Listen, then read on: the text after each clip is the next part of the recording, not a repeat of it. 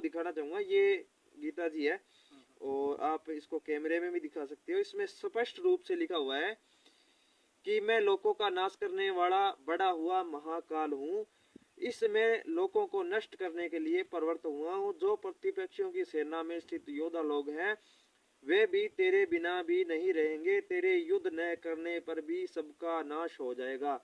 और सर कई पखंडी कहते हैं कि इसके अंदर समय को बोला गया।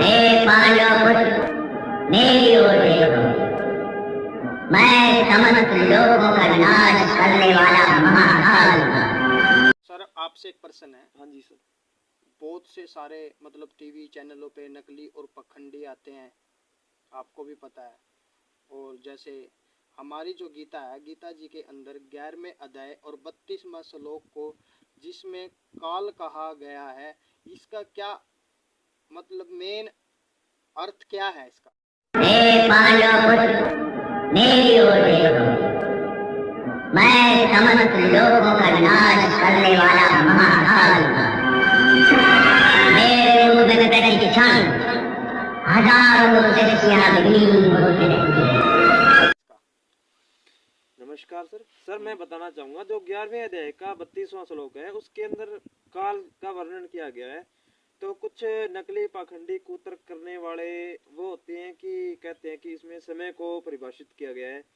सर मैं बताना चाहूंगा कि उनको वाक्य को पढ़ना भी नहीं आता और वो हमारे को ज्ञान देने चले हैं। उनको ये नहीं, वाक्य का भावार्थ भी नहीं समझ सकते, तो वो क्या ज्ञान देंगे सर?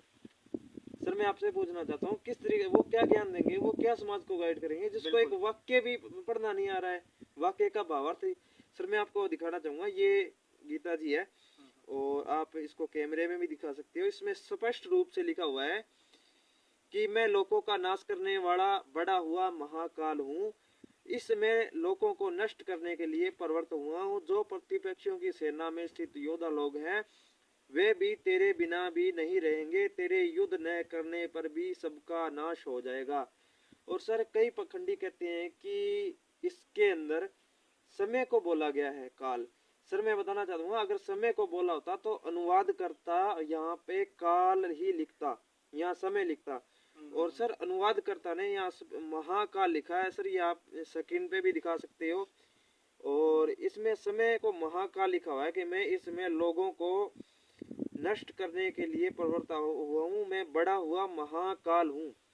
सर ये व्यक्ति सही लिखा हुआ है। सर ये व्यक्ति विशेष की बात हो रही है। और दूसरी बात सर मैं दूसरा पॉइंट में ये बताना चाहूंगा कि जो समय होता है वो इनफिनाइट है, वो पहले से भी चलता आ रहा है, आगे भी चलता रहेगा। समय कभी प्रवृत्त यानी प्रकट नहीं होता, समय कभी प्रवृत्त और प्रकट नहीं होता, वो इनफिनाइट है, वो चलता रहता है, वो चलता रहता है। और सर यहाँ से भी इस भावार्थ का, इस वाक्य में भावार्थ समय से नहीं लिया जाएगा। और सर तीसरी बात मैं ये कहना चाहूंगा कि इसके अंदर समय को ऑलरेडी मेंशन किया हुआ है। जैसे इस समय लोगों का नाश, लोगों को नष्ट करने के लिए प्रवृत्त हुआ, यानी कि इस समय मैं खुद आया हूँ यहाँ पे लोगों का नाश करने के लिए।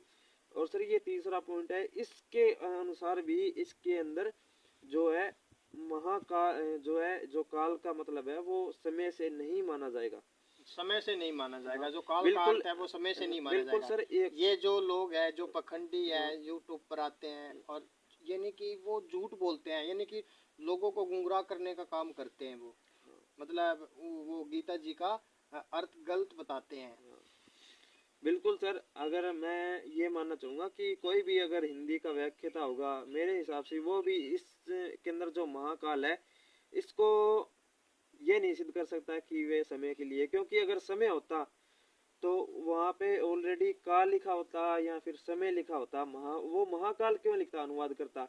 या ये जो लोग हैं आजकल के ये पाखंडी उस अनुवाद करता से ज्यादा विद्वान अपने आप को समझ रहे होंगे शायद। बिल्कुल। हाँ जी। तो